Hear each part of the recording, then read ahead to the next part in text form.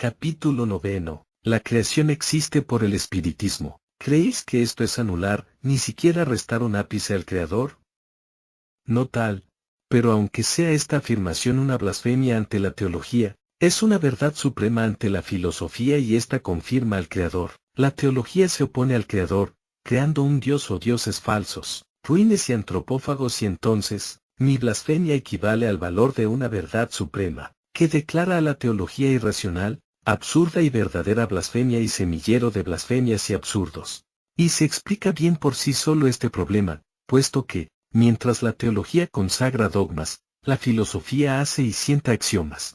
No nos hemos de salir de las argumentaciones que hemos resuelto en los capítulos anteriores, aunque las variemos como la materia lo exige. No nos pone ningún obstáculo la teología, ni sus autores, aunque se llaman Crisóstomos o Equinus, o les haya levantado altares el mismo Dios que ellos hicieron, porque otro no podían concebir los sucesores de otros cuerpos supremáticos, cuyos espíritus pueden ser los mismos o de su grado, de aquellos que a Faraón se imponían contra Moisés y de los otros, por los que Moisés se retira del pueblo libertado. Pero como allí, son sentenciados aquí por prevaricadores de la verdad y comerciantes de dioses. La creación existe por el espiritismo, porque para los espíritus la pensó el Creador y eternamente es su pensamiento. Pero ¿quién dirá que el pensamiento es cosa? Más ¿quién podrá desconocer que el pensamiento es todo y que si primero no se piensa la cosa, no puede realizarse la cosa? He aquí lo que hemos de desarrollar en toda justicia para probar que la creación existe por el espiritismo y se confirmará que no es una blasfemia. Empecemos admitiendo una verdad universal, la existencia del éter, y que éste lo llena todo, sin dejar vacío un 1.000.000.000º de milímetro. Lo que tienen bien probado las ciencias, hijas del espiritismo. El éter es substancia a la que Crookes bautizó pantógeno, luego es materia, impalpable en su principio como la electricidad y es la electricidad misma, y esto que lo comprendí en mi razón, lo escribí en el año 1906.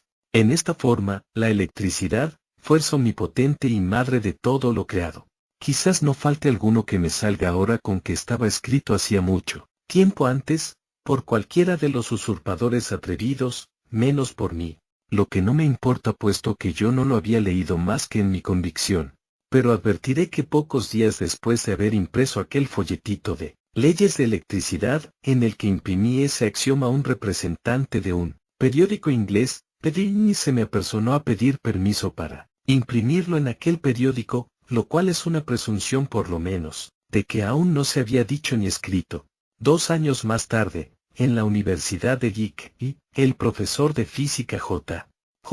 Wundt, la repitió en sus cursos de fuerza y materia. Si traigo esto a cuestión, es porque estoy ante un problema mucho más arduo y trascendental para la inteligencia y la ciencia si necesita este capítulo una autoridad eficiente a su magnitud, la que confirmará la unidad del Creador y sus hijos los espíritus. Flecha mortal es esta para todos los errores teológicos y espada, reluciente e inquebrable, que ha de cortar toda falacia y no dejará ver diferencia entre la esencia espíritu y su Padre. Ya podéis ver si es importante la cuestión, entre tener que confesar que la creación existe por el espiritismo, y la negación de la existencia del espiritismo. Ya lo hemos impreso en otros libros nuestros y ni aun a ellos acudimos en este caso, pues se requiere un extracto todo lo más lacónico posible y así diremos. El Creador ha tenido el pensamiento de la creación, no nos puede importar el principio o nacimiento del Creador, muletilla de los falaces y los negadores, pues la creación existe, porque existe nuestro mundo y basta. El Creador, repetimos, ha tenido el pensamiento de la creación perdurable e infinita. ¿Pero basta el pensamiento? No. Pues si no hay una voluntad que realice el pensamiento, éste no llegará a ser cosa que lo perpetúe. Es necesario pues, una voluntad. Pero hete aquí el gran conflicto. Según los teólogos, como el padre Astete, Dios no tiene voluntad. Esto es inconcebible, y lo que no se concibe, no existe. Pero, Astete es jesuita y tal vez, en su carácter verdadero de miembro de la Compañía de Jesús, que es el verdadero anticristo, haya sentado ese artículo teológico, para los dioses fetiches que, siendo de palo, piedra y metales no pueden tener voluntad, pero tampoco pensamiento. De todos modos, queda sin ningún valor el artículo de Astete y el autor. Vale, la negación de Dios. No basta el pensamiento para la creación de una cosa. Se necesita una voluntad que convierte el pensamiento en cosa. El pensamiento concibe la cosa, luego si la creación existe, hubo el pensamiento de creación y la voluntad que hace la creación. Un punto más necesitamos. Para la concepción de una cosa, el pensamiento no necesita herramienta. Para demostrar el pensamiento necesitase una o muchas herramientas y quien las maneje, lo que implica y es de la voluntad exclusivamente. Ni el pensamiento ni la voluntad son cosa. ¿Por qué no son materia y qué son entonces? Son facultades. ¿De quién? Del hombre exclusivamente. ¿Y el hombre qué es?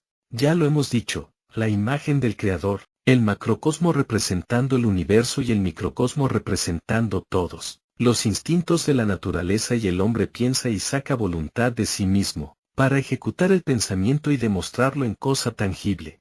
¿Y el pensamiento y voluntad del hombre que queréis que sea sino su espíritu? Llámenlo como quieran e inventen cuantos nombres les venga en ganas. Para la razón fue, es y será espíritu y facultades del espíritu. Pero aunque queramos tomar el pensamiento por el Creador y la voluntad por el espíritu, como cabe en una sana lógica comparativa, no podemos. No somos capaces de separar el pensamiento de la voluntad, lo cual nos llevará necesariamente a la lógica deducción de que no es posible la separación del Creador y del espiritismo. Ahora bien, tenemos la certeza de que el Creador ha pensado en la creación y que para realizarla, ha sacado de su propio ser al obrero que ha de demostrarla, ya que se le entrega en disfrute, cosa innegable, puesto que disfrutamos los hombres lo que creamos y producimos, pero necesitamos materias con que producirlos. Luego el espíritu al que lo manda su Padre a aumentar la creación y hacerse maestro de la creación, no ha podido formar los mundos y su propio cuerpo, sin materiales, y los ha debido tener, puesto que este mundo existe y nosotros también, y los ha creado, al mundo, el espiritismo y nuestros cuerpos, nuestro propio espíritu, y si no, no existirían. Como hasta la rudimentaria, aunque muy fina, química no ve más sustancia o materia que el éter, no tenemos que buscar argumentos para afirmar que el éter es la materia en infinitos grados de los que, molécula por molécula, el espíritu encuentra todo lo que forma cuerpos tangibles, hacinando grandes montañas que llamamos mundos, en los que deposita gérmenes de todo cuanto hay en el universo, en cuyos mundos ha de demostrar la creación eternamente. Resulta que el espíritu, negado y desconocido por los insensatos, ha hecho sus propios cuerpos en los que se encierra el espíritu para obrarlas, cosas que demuestran la vida, según el grado de su progreso. ¿Y qué importa la negación con la palabra, cuando se desmiente con los hechos? En todas formas, no hay más sustancia o materia que el éter, como pensamiento eterno de la creación, que es el material infinito que el Creador pone a disposición del espíritu, voluntad, que no pudiendo obrar sin herramientas, del mismo éter, por innúmeras metamorfosis la crea, y esa herramienta maravillosa es el cuerpo del hombre, en el que se encierra para dirigir el progreso que continuamente piensa y al que han de concurrir todas las otras criaturas y cosas del universo. Como aquí no necesitamos hacer una obra anatómica, porque está ya hecha en los libros citados, solo hacemos sentar que la creación existe por el espiritismo, porque para el espíritu fue hecha por su Padre. Y como se ha de afirmar del todo en el capítulo siguiente, no decimos más aquí.